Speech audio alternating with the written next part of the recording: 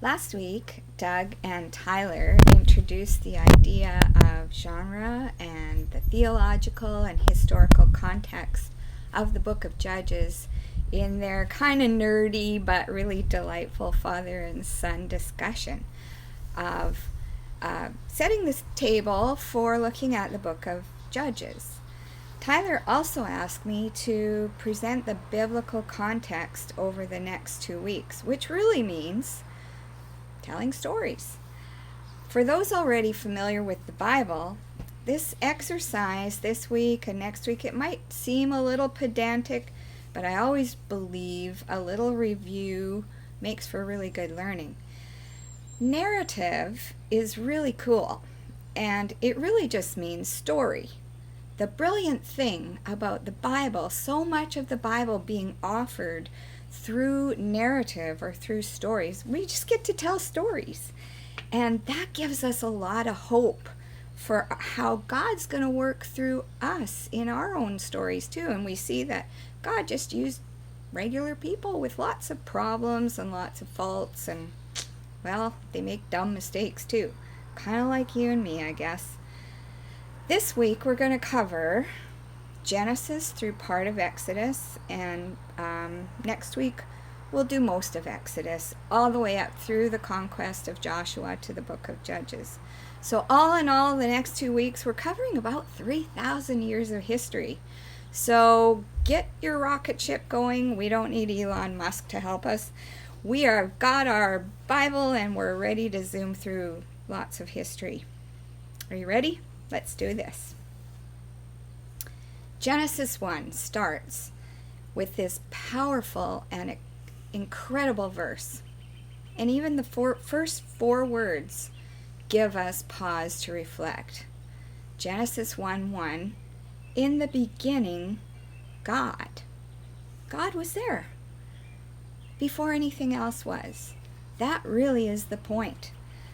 So young earth, old earth, that's not the point of our discussion today. The big idea is that everything we know, everything that exists, was made by God. He was there before anything else existed. And in the book of Colossians, Paul elaborates a little bit, talking about Jesus as part of the triune God, and states that for by him all things were created, both in the heavens and the earth, visible and invisible, whether thrones or dominions or rulers or authorities, all things have been created through him and for him. He is before all things, and in him, Jesus, all things hold together. That's Colossians 1:16 and 17. So just think about that for a second. Every subatomic particle is held together and functions because Jesus Christ is holding it together. That's pretty awesome. God made then human beings, both male and female, in God's image. And we talk about God as he, but really God is both male and female. We're reflected in who God is. He isn't a he isn't a she. God is spirit, but we as male and female both reflect the image of God. And we were designed as man and woman for relationship with God, but also designed for relationship with one another. I know of more than one person who has really studied human genome and the DNA of humanity and have come into relationship with God through this very study, because there's something incredibly magnificent and awesome in the truest sense of the word about the construction of the human being. We are described by the psalmist as the crown of God's creation. We're different than all the other creatures of the earth.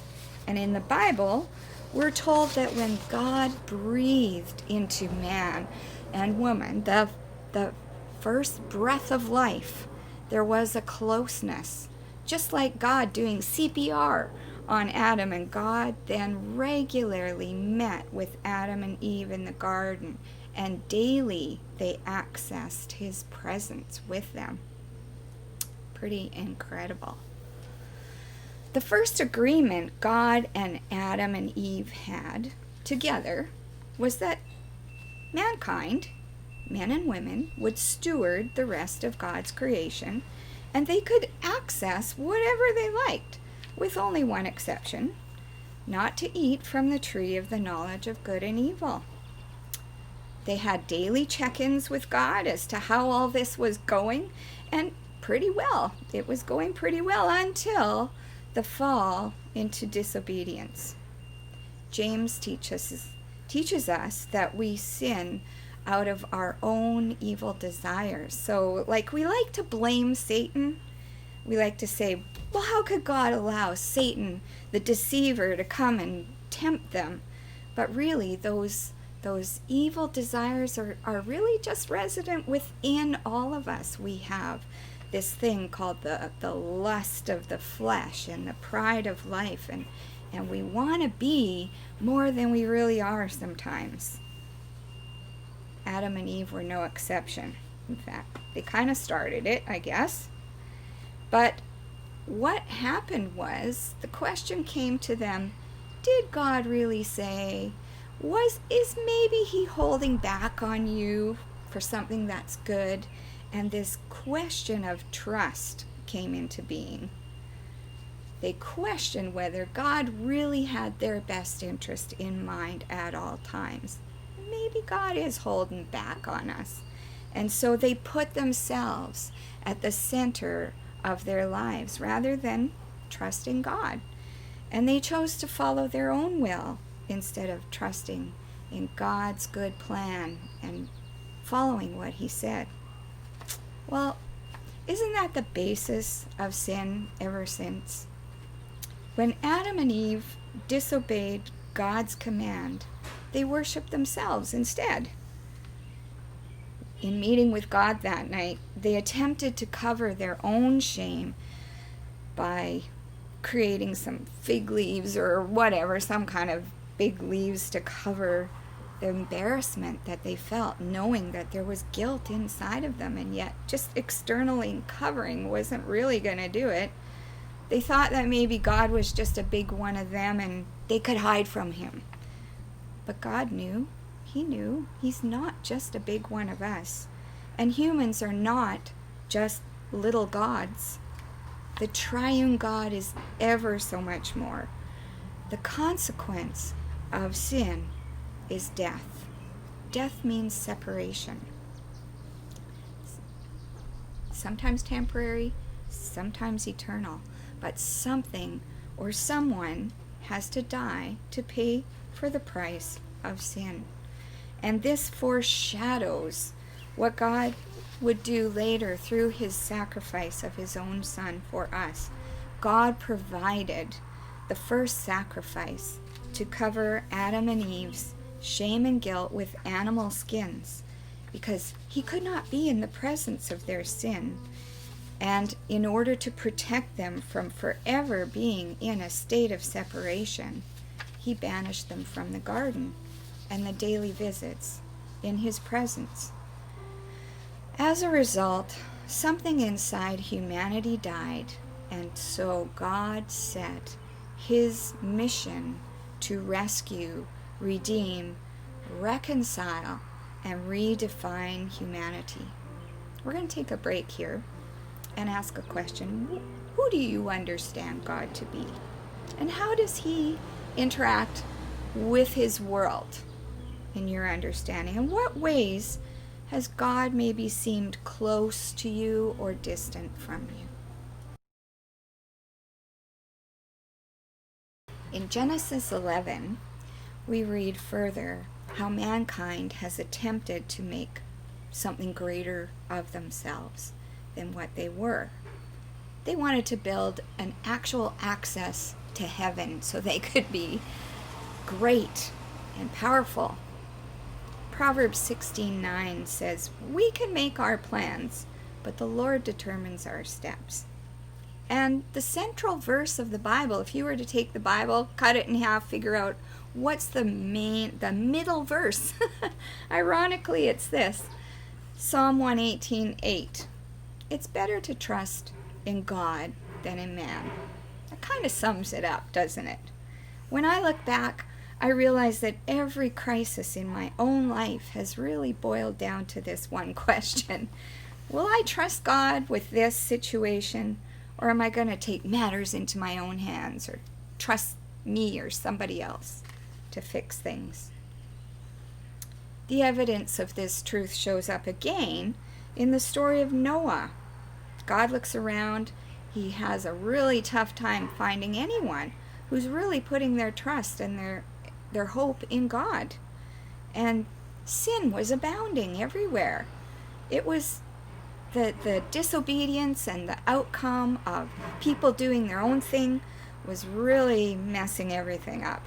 So God said the world would be flooded and he'd spare Noah and his family.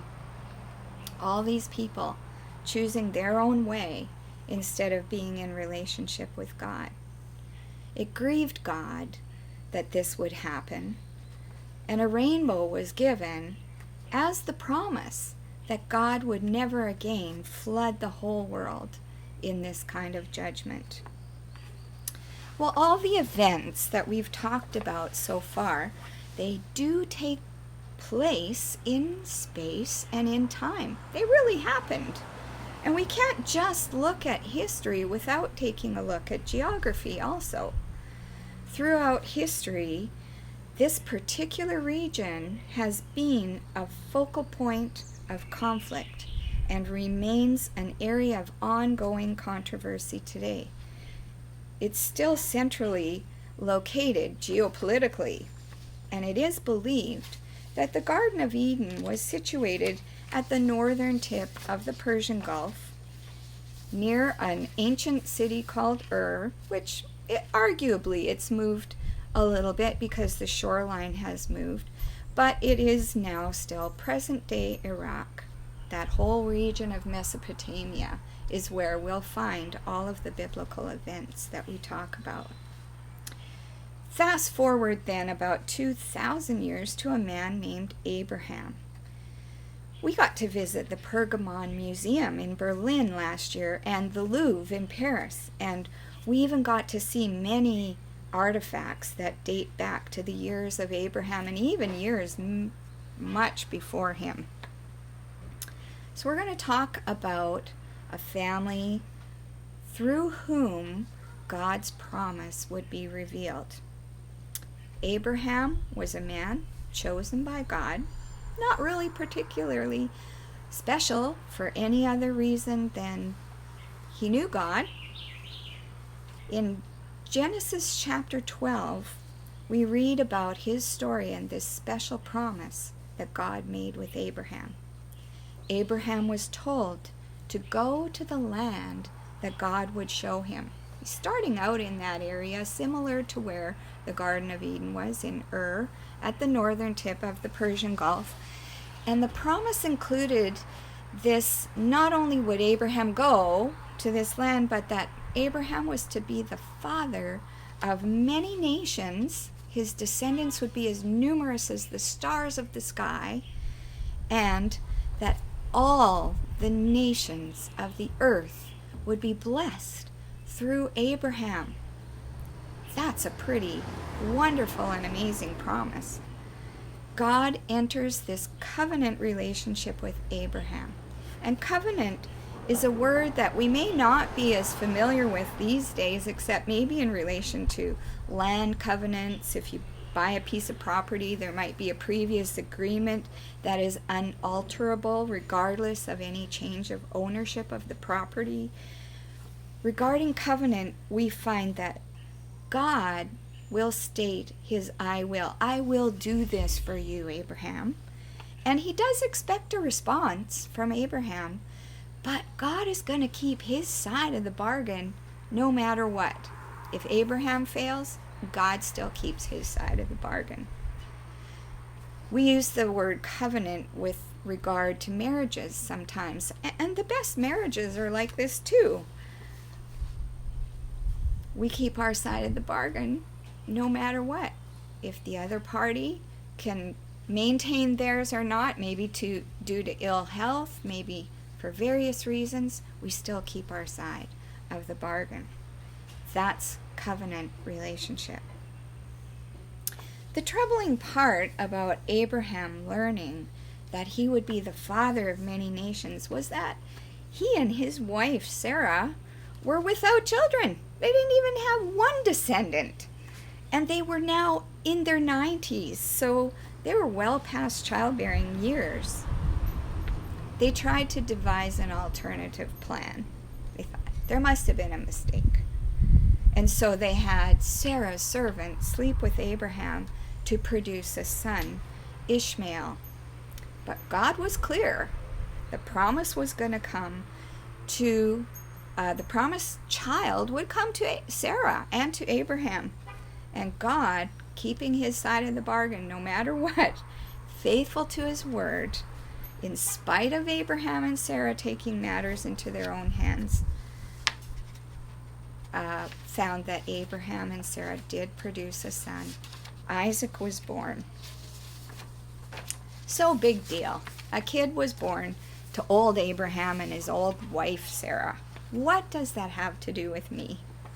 Well, this is significant because the promise to Abraham included the promise that the whole world, you and me, would be blessed through this blessing to Abraham. How is that true? Well, Jesus Christ, the Messiah, the deliverer, would be born through the line of Abraham, and it is through Jesus Christ that the whole world will be blessed in fulfillment of God's promise. Abraham's family were the chosen ones through whom Adam's sin is undone. It wasn't by their own righteousness. It was simply because God declared it, and he kept his side of the deal. The first book of the New Testament, Matthew, begins with a genealogy of Jesus Christ showing exactly how this promise was fulfilled. And as we read through the names, the list of the names in the genealogy of Jesus, we know that outsiders were part of this genealogy, and unexpected people were in the lineup as well, showing again, it's not by people's own merit that salvation comes to us. And this is most evident when we read all the other stories of the Old Testament, and when we get into the book of Judges, we'll see the people through whom God chooses to act. This gives me great hope for my life. So time for another table talk. What difference does it make to you that the God who seemed out there has become revealed in the person of Jesus Christ?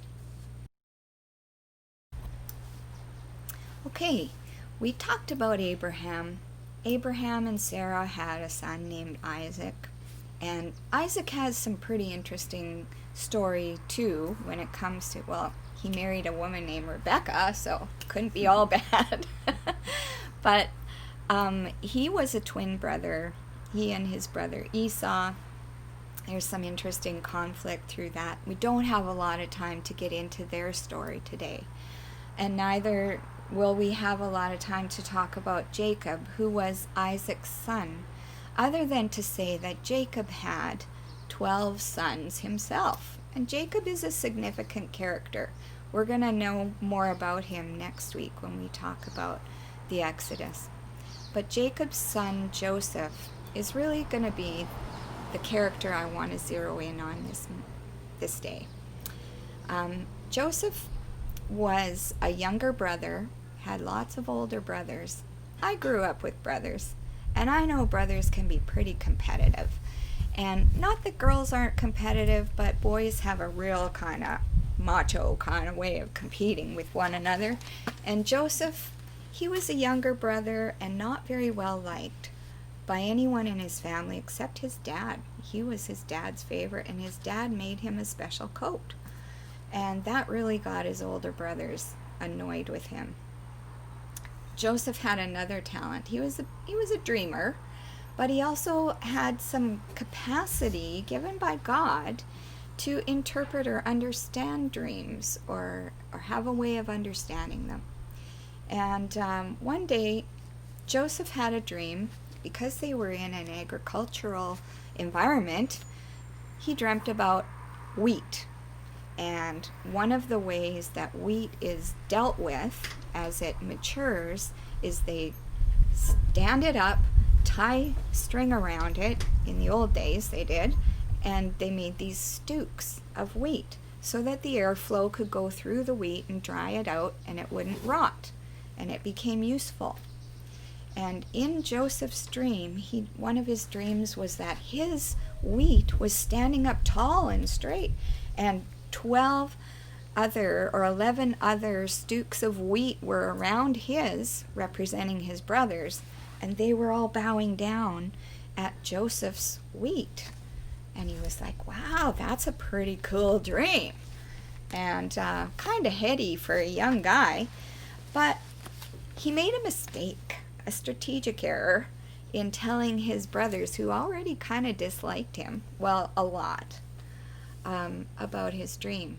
And they said, you cocky brat, we don't want to be around you. And I'm sure they had other words in that language that basically meant the same thing. One of the brothers even wanted to kill Joseph and had a scheme of taking Joseph's special coat, dipping it in the blood of an animal, and telling their dad, oops, I guess he got eaten by a wild animal, but they could be gotten rid of him for good. The other brothers thankfully intervened and said, that's probably not a great idea, but hey, there's a pit. Let's throw him in the pit till we figure out what to do. And they threw him in the pit, and along came some merchants from the country of Egypt, which was quite a distance. And they said, why don't we sell him as a slave to these merchants? We can get some cash for him. We can still tell Dad the coat story, dip the coat in blood, and we're all good. Done with him. That's what they did. I don't know how your relationship with your family members are, but hopefully they didn't want to actually murder you or sell you off to be a slave, because that's a pretty sad situation. But that's what happened to Joseph. So there he was in Egypt, slave to a man named Potiphar. And Potiphar was a pretty kind slave owner. Joseph was given more and more responsibility as he grew into a young man. And he was pretty good at his work. His work ethic was great. And he organized the land well. And he grew into quite a handsome young man too. And one day Potiphar's wife took notice of Joseph, and she tried to seduce him. Well, Joseph was smarter than that, and he said, I am having nothing to do with my master's wife. So he got out of Dodge as fast as he could, but she grabbed his coat on the way out, and he's got more wardrobe issues there because she had his coat. She took it to her husband and said falsely that Joseph had tried to rape her. Potiphar had Joseph thrown in jail, and it wasn't exactly a fair judicial system. You're in jail as long as you live, unless there's some other reason that you can get out. I imagine Joseph felt pretty despondent many times in jail, forgotten by God, and like maybe those big dreams that he had for his life and his future really didn't matter and really weren't going to amount to much. And I'm sure at times he wondered, where is God anyways? What happened to my hope and to my future and my family, my brothers bowing down and worshiping me? They don't even know where I am. They think I'm dead, probably, most of them, by now. God hadn't forgotten Joseph. And no matter what turns our lives take, it's important that we know God doesn't forget us. And God used the gifts that he's given Joseph, even when he was in jail. One day, a couple of his jailmates have a dream, and they are talking about these dreams that puzzled them. And Joseph said, well, I know what your dream means. For one of you, you're going to get your old job back. You're going to be the cupbearer to the king again. And the other one was saying, hey, that's cool. I'll tell you my dream. And he said, oh, I'm sorry. Your dream means that you're going to die tomorrow. You better prepare yourself. And it came about just like Joseph had said. The one man died. The other man had his job restored. And as that man who was working for the king, tasting the king's food and drinking whatever the king was drinking, it's kind of a dangerous job, because if somebody was trying to poison the king, he would have found out first. But it's a nice job too, because you hang out in the palace. Well, the Pharaoh, the king of Egypt, had a dream one day, and it was a very puzzling dream, and nobody seemed to understand it.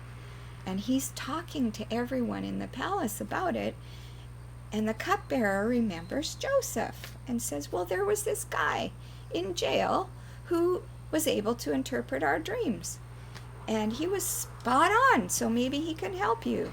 So they bring Joseph out of jail, and the king tells him about his dream.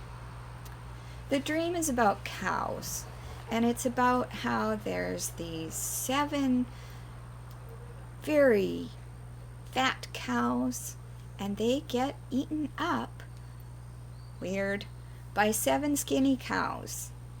And Joseph says, well, that means we're going to have 7 years of plenty, and it's going to be followed by 7 years of famine.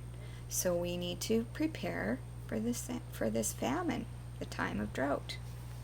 The Pharaoh was so excited to have this understanding of his dream. He asked Joseph to be in charge of preparing the whole country for those 7 years of famine during the 7 years of plenty. And it came about just as Joseph was revealed. It was revealed to Joseph and to Pharaoh through the dream. And so Joseph was well prepared when the famine hit. The famine extended beyond Egypt into the land where Joseph's family had relocated. And they too were experiencing famine and not very much to eat, but they heard that there is food down in Egypt. So Joseph's father, Jacob, sent some of the sons, a little entourage, down to Egypt to get food for the family so they wouldn't starve. Joseph sees the brothers coming, and he's recognizing his brothers in this food bank lineup. And he says, oh, I know those guys, but they didn't recognize Joseph because he had culturally become more Egyptian, and they were just like older versions of the boys that he knew growing up. So Joseph gave them food, but then he didn't really know what to do right away, so he planted one of his silver goblets in the backpack of one of the brothers, and without them noticing, they were off on their way, and Joseph sends his security officer after them, so go check their backpack. And they find, yes, indeed, this goblet is in the backpack, so they get hauled back.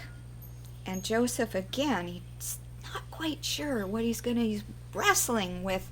Oh, these guys, they wanted to kill me. And I'm sure he's having a lot of conversation with God through this whole process. We don't really know for sure what was going on for Joseph, but we do know he was struggling. He invites his brothers to a banquet. And at the banquet, the Bible records that he could stand it no longer. And he sent his servants out of the room, and he reveals his identity to his brothers. Don't you recognize me? I'm your brother Joseph that you sold into slavery. Well, true to what you might expect, the brothers were absolutely terrified. recognizing here is their brother Joseph. They wanted to kill. They sold as a slave into Egypt, and now he's the second in charge in the whole country of Egypt. He has the power to exact revenge on them. He could kill them all, and no one would question it.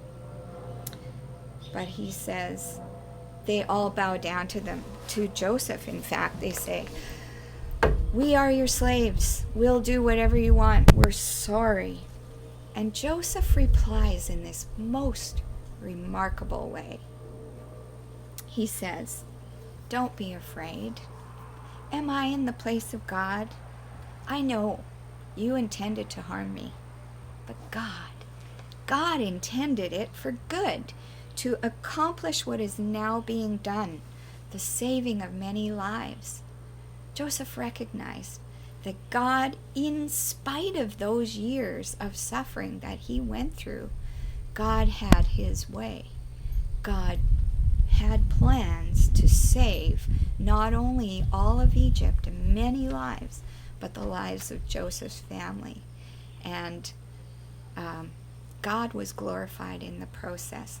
God's plan of a Redeemer coming through the line of Abraham, Isaac, Jacob, Joseph was still being carried out. So I love this story because it teaches me that God can use even terrible things, even things that other people have intended wrongly, maliciously, intended for harm. God can even turn those around and make them into something good. I don't understand it. I don't know how he does it, but I'm so grateful he does. He is the Redeemer, which means he fixes broken things and broken people and broken lives and broken promises. And God can fix your life too. I pray that you know that, and that you would ask God to help you with all of your brokenness. God bless.